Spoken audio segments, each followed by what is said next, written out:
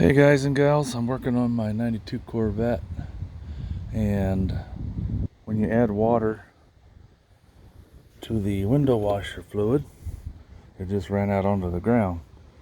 So I took it apart. I found a crack right there, which I sealed up with some gasket sealer. Since it's not pressurized, I figure it just has to keep the water from leaking out. And thought I'd show you real quick how to get that out.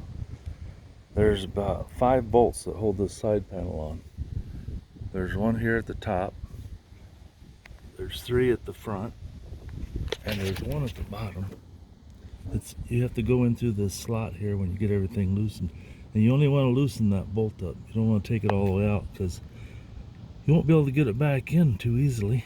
Anyway, so take those 3 bolts out, take that bolt out, loosen the bottom one, and the side panel slides out.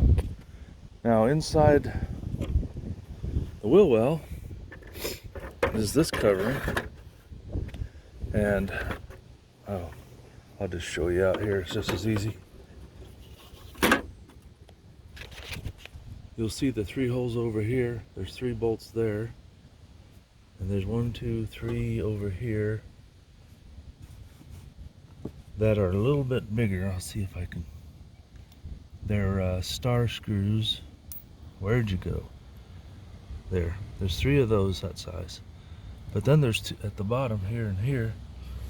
There's 2 smaller star screws. I don't know why they can't design a car. So you got those 3 are the same. Oh, here, there's one and there's one. And I'll grab them here. You can see the difference. One's quite a bit smaller. See if I can read these babies. One's a S2 or TH20. I think that's the one I used. And the bigger one is a TH40. So 20 and a 40. And then where you see, I think it was this hole right here. There's a harness that snaps into that. Guess you can see it there. It's right behind the wheel. So I just used some needle nose pliers on that, popped it out of the hole. And then I got that inner wheel well out. The reason I had to do that is this sits in there like this. And these two bolts are easy to get out. But there's one around the corner there, as you can see. It goes in down here, and the only way to get to it is to take this inner wheel well out.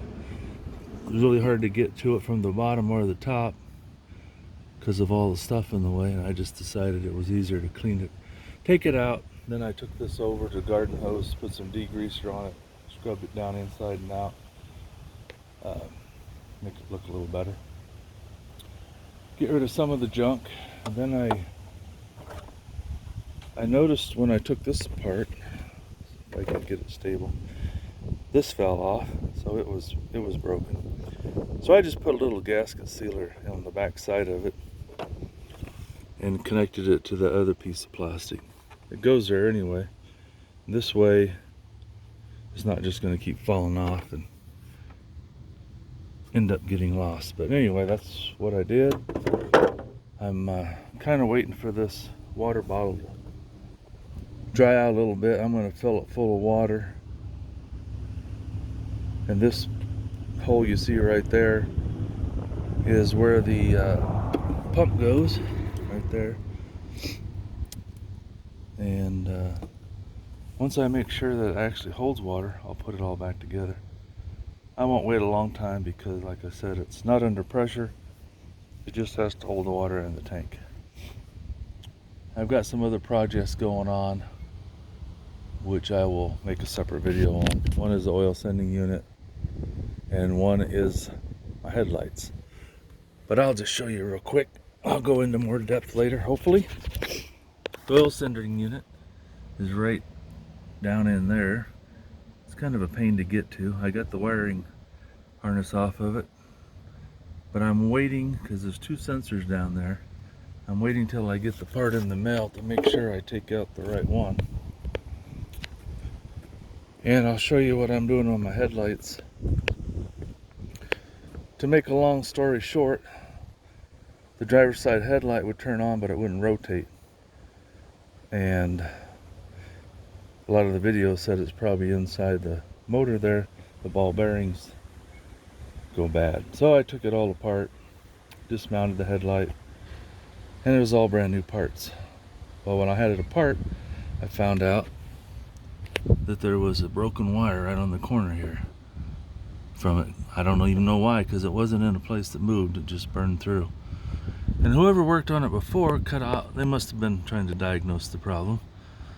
So they cut all these wires and just put connectors on them. So I had to cut off all the connectors to get the headlight out, and I put quick clips on there.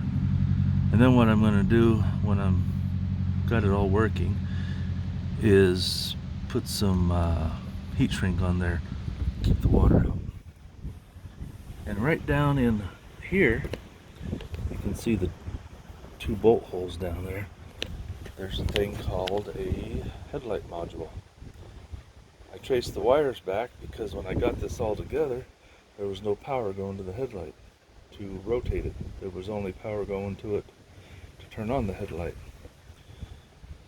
So I traced the wires. But anyway, I'll save that for another video. I won't bore you, but long story short, I tested this module, and I'll get into how I tested it and found out. One part of it is bad. The part that operates the passenger headlight is fine, but the part that operates this headlight doesn't send the signal. So I'm going to look online and see if I can find one cheap, because brand new they're like $600. Anyway, good luck with your projects, guys.